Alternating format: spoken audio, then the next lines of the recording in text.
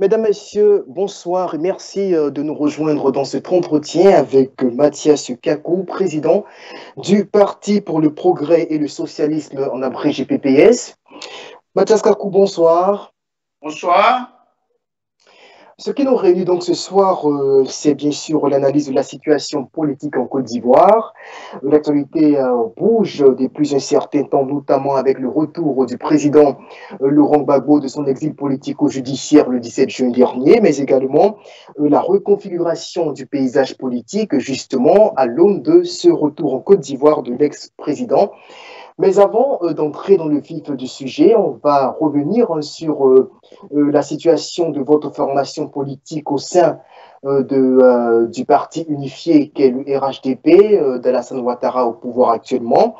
Alors justement, vous avez décidé donc de rallier le parti au pouvoir depuis sa création, d'abord en tant que coalition, puis son officialisation en tant que parti unifié en 2019, si je ne m'abuse. Alors, revenons sur les circonstances de ce ralliement. Vous êtes en froid avec le fondateur du parti, qui est le professeur Bomba Mori-Ferré, dans l'opposition actuellement. Expliquez-nous justement le contexte de ralliement de votre formation politique au RHDP d'Alassane Ouattara. Merci. Et il faut dire que depuis 1994-95, en tant que PPS, comme parti politique, avec à l'époque le président Bomba Mori-Ferré, nous étions, n'est-ce pas, membres de ce qu'on a appelé d'abord le Front républicain. Jusqu'en 2002. En 2002, au moment où nous menions le combat pour la démocratie et le changement politique qualitatif en Côte d'Ivoire, en soutenant à visage découvert Guillaume Soro et la rébellion, Boba Mori-Ferré avait fait le choix de soutenir Laurent Gbagbo. Alors, il s'est mis en place une bataille entre la direction ancienne et nous. Nous nous sommes battus et nous sommes allés à un congrès. C'est à l'issue de ce congrès que nous avons été portés à travers des militants à la tête du PPS. Donc, vous avez été porté, donc, allez-y, terminez votre argumentaire. Donc, le PPS a connu son premier président, l'ex-premier président Boba Mori-Ferré, mais depuis 2005 précisément, nous avons organisé un congrès considérant les divergences d'opinion politique et d'orientation politique. Nous avons décidé de nous renforcer à travers les bases et organiser un congrès. Et ce congrès nous a porté à la tête du PPS. Donc, alors justement, il y a un élément quand même très important à relever dans votre démarche politique ou dans la rupture qui a secoué votre parti, c'est que le PPS, c'est d'abord, comme l'indique son appellation d'ailleurs, une formation de gauche. Vous vous dénommez donc Parti pour le progrès et le socialisme, donc un parti foncièrement progressiste et socialiste, donc essentiellement attaché aux valeurs de gauche. Alors, le choix du professeur Mori-Ferré de soutenir Laurent Gbagbo, est-ce que ce n'est pas un choix de cohérence idéologique? Oui, on pourrait dire que c'était un choix idéologique, mais ici, non. D'abord, le professeur Mori-Ferré a soutenu à la tête du PPS d'abord la rébellion. Et il a mis en palabre Guillaume Soro et Ibé. Il avait des intérêts au niveau de la rébellion et donc il a créé des conditions pour que, à l'époque, la rébellion se disperse. Oui, il a créé les conditions à l'époque pour que la rébellion se disperse, puisqu'il était le parrain idéologique d'Ibrahim Koulibaly. Ce combat, nous l'avons mené parce qu'il n'était plus question de marcher sur Abidjan et puis, comme vous le dites bien en tant que socialiste, venir avec les armes dégager Gbagbo. Il était question maintenant de passer à une option politique. Et cette option politique était incarnée par Guillaume Soro. Donc nous avons estimé qu'il fallait opter pour cette option politique, n'est-ce pas, pour mener le combat pour la démocratie avec la rébellion. On ne s'est pas attendu. Alors, Boba Maurice Ferré a décidé de nous combattre. Donc, pour cela... Vous ne vous êtes pas entendu sur quelle base? Pardonnez? Vous ne vous êtes pas entendu, mais sur quelle base exactement? Qu'est-ce qui a justement accéléré la rupture? On ne s'est pas attendu parce que lui, il voulait que la rébellion marche sur Abidjan et puis déloger Laurent Gbagbo. Or, cela ne pouvait pas se faire sans conséquence, sans violence des droits de l'homme. Or, la communauté internationale avait opté pour une solution politique. Vous comprenez bien? La communauté internationale avait opté pour une solution politique. Donc nous avons adhéré à l'option politique. Là, vous parlez de quelle année? Les faits que vous êtes en train d'évoquer datent de quelle année? 2004. 2004. Alors là, vous accusez le professeur Maurice Ferré en 2004, à un moment où on était donc en plein dans l'option politique, avec les accords qui avaient été signés avec le premier gouvernement au post-rébellion, hein, qui avait été formé donc après Minas Marcoussis. Vous accusez le professeur Maurice Ferré d'avoir continué à soutenir l'idée d'une offensive de la rébellion sur Abidjan à cette époque-là. Voilà, tout à fait. Tout à fait. Or, cette option était balayée par la communauté internationale et les démocrates. Il fallait passer à une option politique. Donc, nous avons soutenu l'option politique. Voilà le problème. Alors, parce que vous avez donc soutenu l'option politique, le professeur Maurice Ferré a donc décidé, si je suis à votre logique, de s'allier à celui qui était entre griffes l'ennemi. Très bien. Très bien. Oui, tout à fait. Et l'option politique, vous l'avez soutenue avec l'onction de Lassana Ouattara. Non, mais ce n'est pas Lassana Ouattara qui nous a dit de soutenir l'option politique. Nous sommes des hommes politiques. Nous avons soutenu Guillaume Soro qui avait opté pour l'option politique. Et vous êtes en Côte d'Ivoire, vous savez les liens entre Kakou Mathias et Guillaume Soro à l'époque. Voilà, la fidélité à Guillaume Soro à l'époque, le combat que nous avons mené aux côtés de la rébellion, vous le savez très bien. Voilà. Donc, ce n'est pas une question d'Alassane Ouattara. Alassane Ouattara ne nous a pas dit d'aller soutenir la rébellion. Voilà. Nous avons soutenu l'option politique, n'est-ce pas, engagée par Guillaume Soro avec la communauté internationale.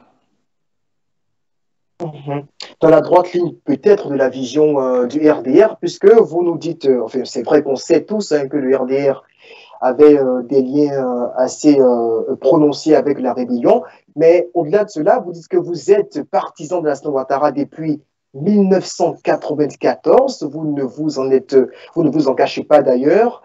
Alors on suppose que jusqu'à cette époque, enfin depuis cette époque jusqu'à présent, vous restez dans sur votre ligne politique, sur votre trajectoire. Oui, il reste sur ma trajectoire, tout à fait. Oui. Avec le RDR qui soutenait aussi la rébellion à l'époque. Oui, oui. Non, moi je soutenais la rébellion, mais je ne sais pas si Ouattara a soutenu la rébellion. Voilà. Vous ne le savez pas? Non. D'accord.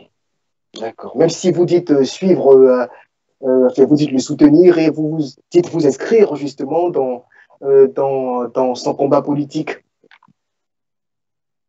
Je me suis retrouvé dans son combat politique depuis 1990. D'accord. Il m'a façonné dans sa rigueur de la gestion des affaires de l'État. C'est extrêmement important. Voilà. Deuxièmement, sachez-le, je suis Dida de Divo. Je ne suis pas du Là. Je ne suis pas du Nord. Donc, c'est un choix qualitatif, un choix politique sérieux. Parce que ce monsieur, il a de la crédibilité. Ce monsieur avait un bon projet pour la Côte d'Ivoire. Je ne pouvais pas ne pas le soutenir. Et j'assume.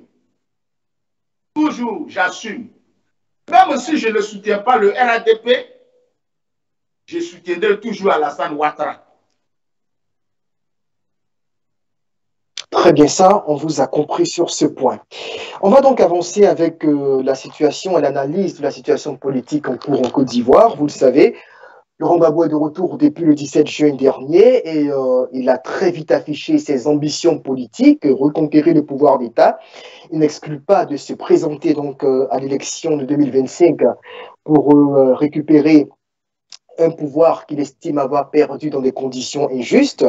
Et il a donc initié, enfin, pas qu'il initié, cela est fait depuis l'an dernier, mais il est en train justement de consolider son alliance avec Henri Konan Bédié. À l'heure où nous parlons, est en train de s'achever donc son séjour à Daoukro, dans le fief de son nouvel allié du PDC-RDA.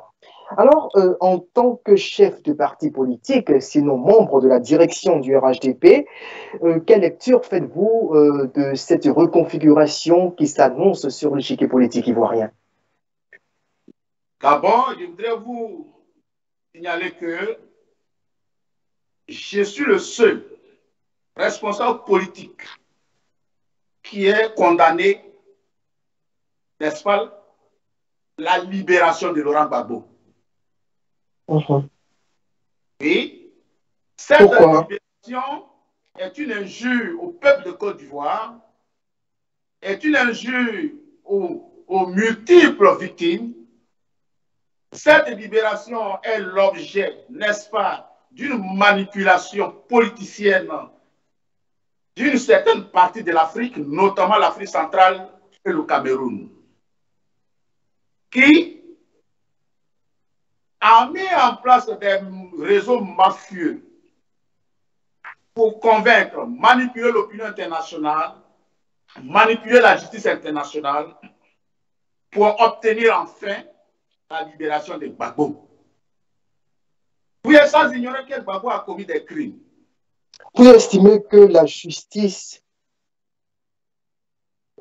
enfin c'est vous qui le dites. La justice internationale nommée la CPI a injustement libéré Laurent Gbagbo. Nous l'avons condamné. Et nous sommes le seul parti politique à le condamner. Et j'ai dit, cette justice a été manipulée par les réseaux mafieux centrafricains, notamment le Cameroun, qui a créé les conditions des médias, financé des médias, avec l'argent du contribuable ivoirien volé par Laurent Gbagbo et sa clique, notamment Stéphane Kipré, manipuler ces médias, faire la propagation, dénigrer, créer les conditions pour la libération de Laurent Gbagbo. Donc Laurent Gbagbo, contrairement à ce que vous pouvez penser, a commis des crimes. A commis des crimes. Bon, il n'a pas été condamné. Pour nous, la justice a 3 fois tué les victimes. Donc, pour ce principe-là, nous ne sommes pas d'accord avec la décision de la CPI. Là, vous avez dit quelque chose de très important avant qu'on puisse avancer. Vous avez accusé tout à l'heure le Cameroun et certains médias, tout autant que le clan Gbagbo, d'avoir manipulé la justice internationale au fin d'obtenir la libération de l'ex-président. Est-ce que vous en avez les preuves? J'en ai les preuves. Est-ce que vous-même, vous n'avez pas les preuves? Vous ne voyez pas ce que l'Afrique média chaque jour que Dieu fait. On parle dans l'opinion publique. Est-ce que vous avez les preuves que Laurent Gbagbo a financé avec l'argent détourné du contribuable ivoirien des réseaux pour manipuler la justice internationale? Est-ce que la CPI est manipulable? Oui, la CPI a été manipulée, je l'affirme. Afrique Média, qui a financé l'Afrique Média? La chaîne Afrique Média, qui a financé Afrique Média? C'est bien sûr Stéphane Kipré. C'est bien sûr l'argent de la Côte d'Ivoire qui a été délogé à ce niveau. Excusez-moi. Donc, l'Afrique Allez-y. immédiate a été manipulée, a été financée contre Alassane Ouattara. Mhm. Est-ce qu'en Côte d'Ivoire, Alassane Ouattara peut financer une radio, une télévision ivoirienne pour aller contre Paul Biya? Ça a été fait. Oui. Toute une campagne de dénigrement contre le régime de Ouattara a été faite en Afrique centrale, notamment au Cameroun. Donc, bref. Et vous estimez que c'est la posture d'Afrique Média qui... Mais je pense que c'est quand même important, c'est vrai, on va avancer très vite, mais quand même en 30 secondes, quand même, vous estimez qu'il a suffi qu'Afrique Média se range du côté de Laurent Gbagbo pour faire, selon vous, hein, une médiatisation propagandiste du procès pour que la CPI soit suffisamment influencée au point de le relâcher, de la quitter. Oui, je l'affirme. En plus d'Afrique Média, il y a eu d'autres presses de l'Afrique centrale, surtout du Cameroun. Et Tous les cela peut médias, influencer, selon vous, la décision des juges. non, je vous dis, tous les médias camerounais, tous les médias camerounais se sont ligués contre Alassane Ouattara. Voilà, parce que à l'analyse des faits, c'est une grande jalousie. Parce que ces médias, cette partie de l'Afrique, a voulu voir Laurent Gbagbo au pouvoir pour voler le leadership à la Côte d'Ivoire. Avec Alassane Ouattara, il ne peut pas être au même niveau. La gouvernance d'Alassane Ouattara est inégalable. Voilà, inégalable.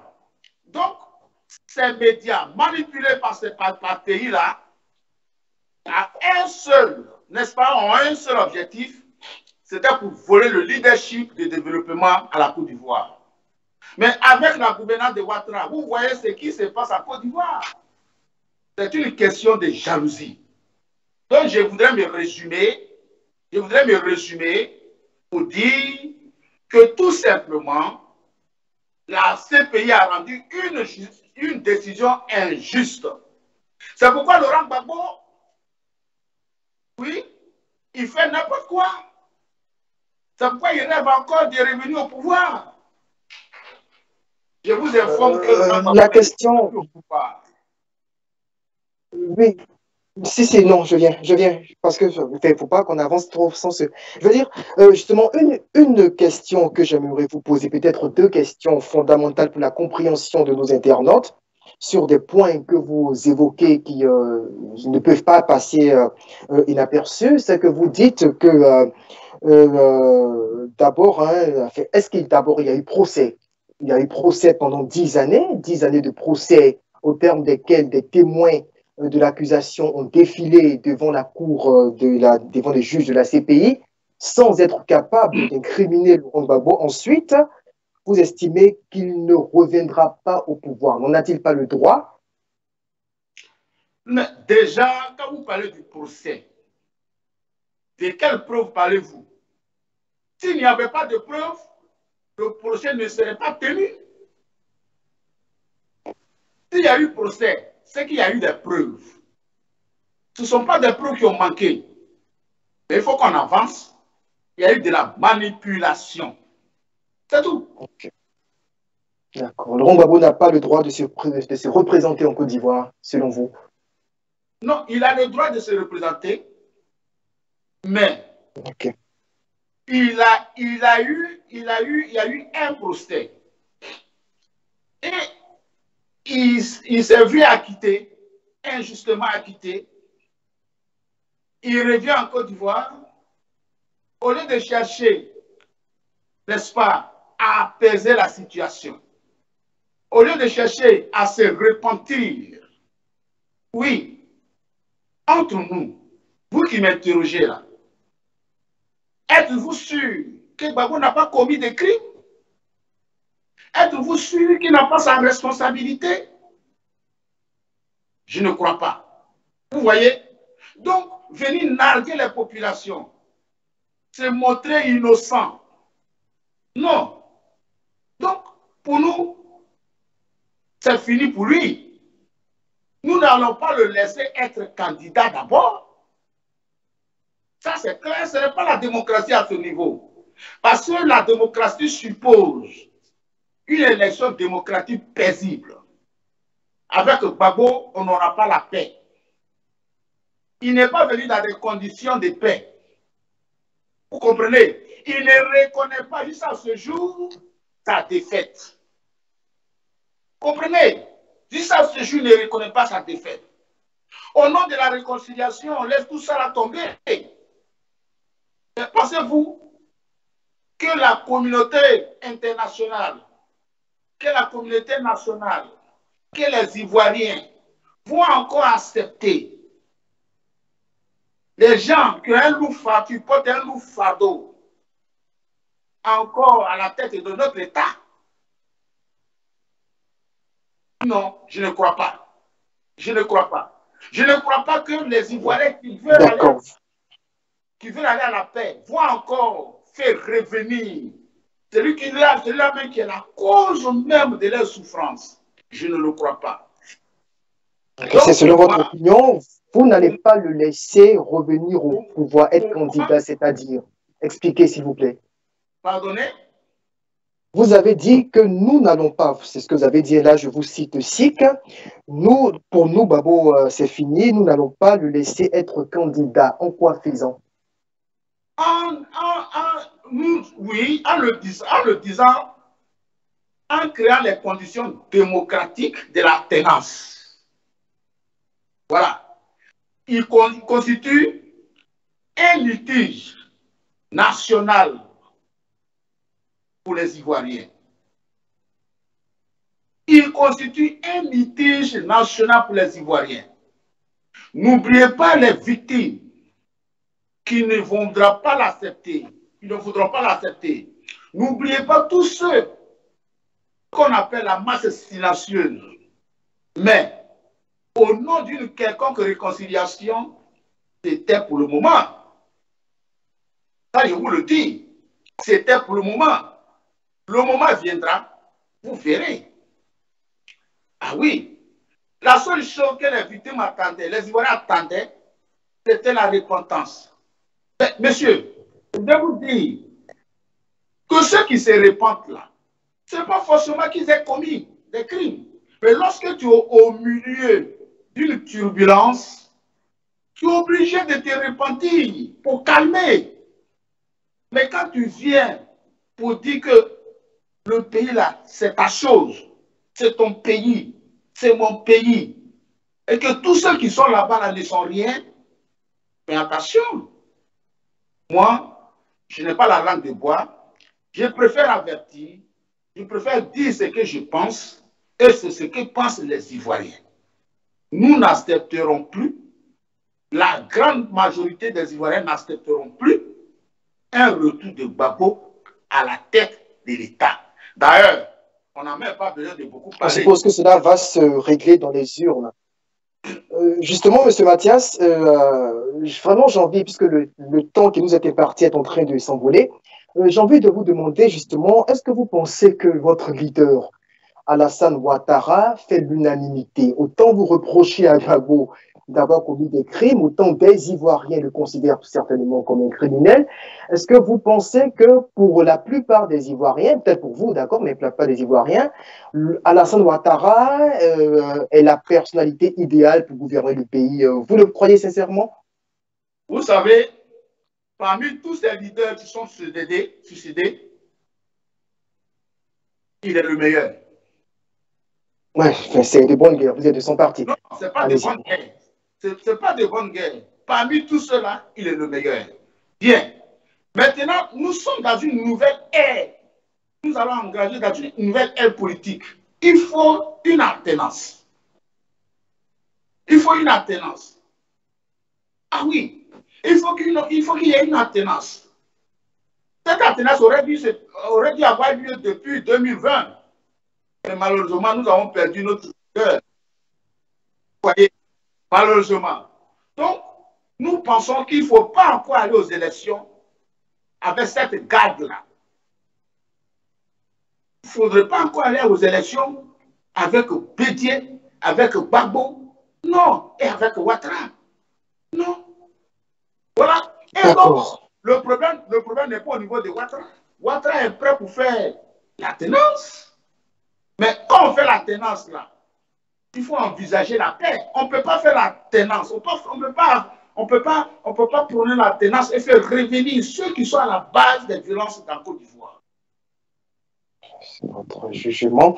On va venir justement assez rapidement, puisque le temps nous presse, à l'alliance Bédié et Laurent Gbagbo qui est en train, je le disais donc en début de mission, de se consolider et à laquelle devrait logiquement se joindre Guillaume Soro.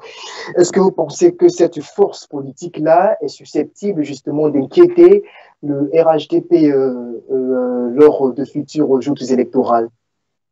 Non, cette force-là ne peut pas inquiéter le RHDP. Vous voyez, à les choses, Laurent Gbagbo, Henri Konan Bédié ne sont pas crédibles en Côte d'Ivoire. Henri Konan Bédié et Laurent Gbagbo ne seront plus à la tête de ce pays. Il faut le noter. Voilà. C'est une perspective que vous envisagez ou c'est un plan d'action que vous prévoyez? Non, non, non, non, non. Non, non, non. Ce n'est même pas un plan d'action pour dire que je suis en train de concocter un plan. Mais c'est la position des Ivoiriens, des vrais Ivoiriens. De quels Ivoiriens? Enfin, je veux dire, ce que vous dites, enfin, je veux dire, là, je vous prends au mot, hein, vous dites défendre un parti politique qui prône la démocratie. La démocratie suppose tout d'abord le respect de la Constitution qui permet à ces deux leaders qui ont leurs partisans chacun de se présenter aux élections puisqu'il n'y a plus de limitation d'âge selon les textes qui ont été votés donc en 2016.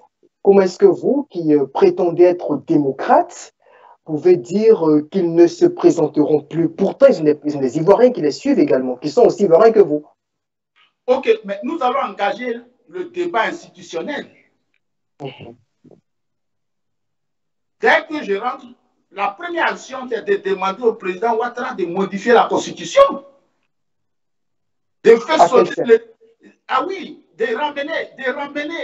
On ne peut pas être président de la République après 75 ans. Ah oui, ce débat va... Alors, selon vous, là, vous remettez en cause la position du président Ouattara qui avait voulu ou qui avait souhaité justement que le verrou d'âge soit sauté. Ici, je la remets en cause. Pour empêcher Gbagbo et Bédié de se présenter. Pardonnez? Pour empêcher Laurent Gbagbo et Henri Konan Bédié de se présenter. Non, pas lui seul, okay. pas les deux seulement, y compris lui-même, président Ouattara. Ah oui? Okay. Il faut que le verrou d'âge là soit revu. Il n'est pas question qu'on reparte en 2025 avec ces trois leaders. Ok. Voilà, ça c'est maintenant là, ça c'est la position de mon parti. Votre parti qui est une branche du RHDP qui n'a plus son autonomie. Ou expliquez-nous peut-être le fonctionnement qu'on ne maîtrise pas très bien. Non, non, non, oui, vous avez raison. Vous avez raison. Mais ici, nous sommes autorisés à nous exprimer de façon autonome. Voilà. Maintenant, il y a des questions de procédure à l'intérieur. Lorsque ces procédures seront validées, alors nous serons totalement rangés, n'est-ce pas, comme RHDP compris. Mais il manque encore des décisions à prendre. Voilà. Avant que... Oui? Des décisions à prendre avant que le PPS ne soit pleinement intégré dans le RHDP. Très bien. Ça, je le dis honnêtement. Donc, vous ne vous y retrouvez pas encore pleinement?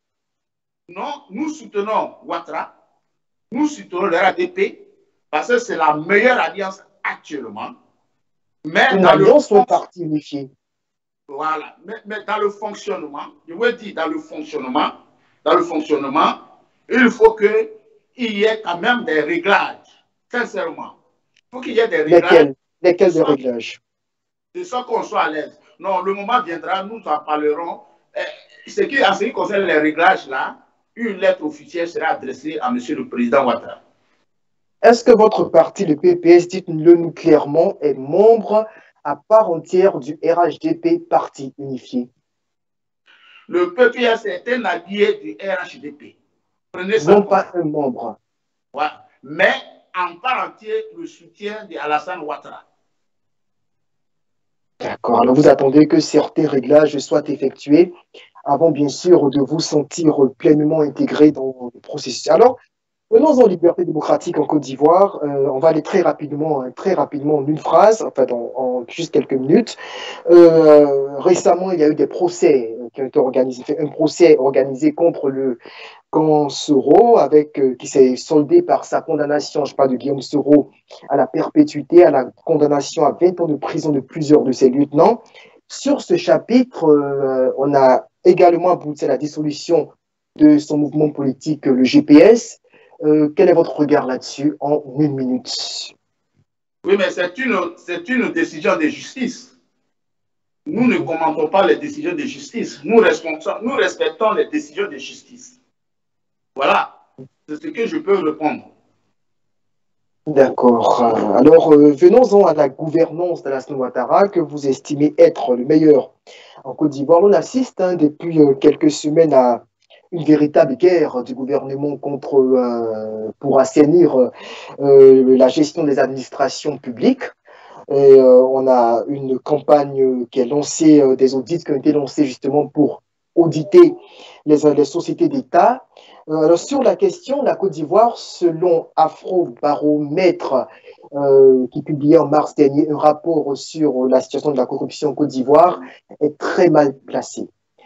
Selon le site, selon l'organisme plutôt, la Côte d'Ivoire fait partie des pays où les populations sont les plus méfiantes vis-à-vis de leur administration publique, y compris des services de la présidence de la République. La Côte d'Ivoire est aussi surendettée avec un niveau de 17 000 milliards en ce qui concerne sa dette publique en mars 2021. Justement, parlons de gouvernance d'Alassane Ouattara. Qu'est-ce que vous en dites qu'est-ce que vous dites justement de ces différents aspects de sa gouvernance sur l'état de la corruption du pays, ensuite sur le surendettement de la Côte d'Ivoire qui est dénoncé par des partenaires internationaux? Oui, vous avez dit tout à l'heure le rapport de mars, n'est-ce pas, hein, qui met en évidence la gouvernance et sur la Le corruption. surendettement de 17 000 milliards. Voilà. Mars 2020, Afrobaromètre publiait un rapport qui indiquait que les Ivoiriens sont méfiants vis-à-vis de leur administration publique et même des services de la République, de la présidence de la République, concernant l'état de la corruption dans le pays. En mars 2021, la Côte d'Ivoire est classée comme un pays surendetté avec 17 000 milliards en termes de chiffre de sa dette publique. Nous en prenons acte d'abord et nous vous disons en même temps que le président en a pris acte. S'il a commencé à assainir le milieu, s'il a commencé à faire des audits, c'est qu'il a pris en compte, n'est-ce pas, ce rapport. C'est ce qu'on appelle aussi la bonne gouvernance. Il faut écouter ce que les uns et les autres disent pour agir. C'est extrêmement important. Vous comprenez? Donc, c'est une bonne gouvernance dans la mesure où il prend acte et en même temps, il exécute. Il cherche à assainir. Donc, c'est une bonne opération. C'est une bonne chose. Vous voyez, le monsieur, il est victime de beaucoup de choses. Pensez-vous, vous et moi, qu'à l'instant de 1990, il vient au pouvoir de façon sereine, pacifique, sans crise. Pensez-vous qu'il va prendre n'importe qui pour le mettre devant les régies financières? Non. Il y a eu des gouvernements hétéroclites. Oui, des gouvernements contre nature. Hier, le PDCI était au gouvernement. Hier, les DG proches du PDCI étaient avec nous. Ces mauvaises habitudes n'ont pas changé. Ah oui.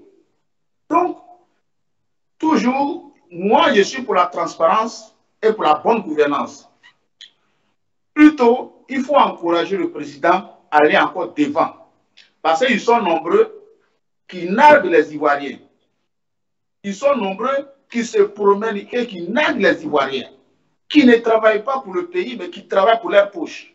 ceux-là, nous soutenons le président à les éradiquer. Sincèrement.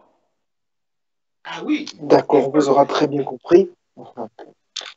Très bien, monsieur Mathias Kakou. Je rappelle que vous êtes le président du Parti pour le progrès et le socialisme en Côte d'Ivoire, parti allié. Il faut le préciser, parti allié et non membre du RHDP au pouvoir. Vous soutenez la gouvernance du président Alassane Ouattara. Vous avez un dernier mot en quelques secondes à l'endroit de vos compatriotes. La première chose, c'est ce que vous m'avez dit, demander. Nous demandons au RADP d'accélérer la procédure d'adhésion totale du PPS. C'est extrêmement important. Parce que lorsque le président Ouattara a appelé au rassemblement, nous étions le premier parti politique en 2018 à adhérer à cet appel. Il avait été question à l'époque avec le feu Premier ministre d'harmoniser ou bien d'accélérer la procédure d'adhésion de sorte que le PPS et les membres, puisque nous sommes un parti, nous avons des militants, voilà. Assez rapidement, Soit à l'aise pour travailler efficacement pour le RADP. Donc nous demandons que ce problème-là soit rapidement résolu, sincèrement. La deuxième chose, bientôt, nous partons au comité central de notre parti. Après le comité central, le secrétariat général. Après le secrétariat général, le bureau politique, pour prendre des décisions courageuses pour soutenir Alassane Ouattara pour la Côte d'Ivoire émergente. Merci Mathias Kakou, merci du temps que vous nous avez accordé donc pour décortiquer l'actualité politique nationale. Je rappelle que vous étiez donc l'invité de cet entretien spécial sur ivoiretv.net. On va se dire au revoir et puis on espère vous retrouver pourquoi pas une autre fois. Merci. Merci également à tous ceux qui ont suivi. Au revoir. Au revoir.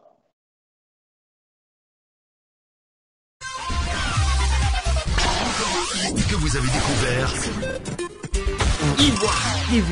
Ivoire TV.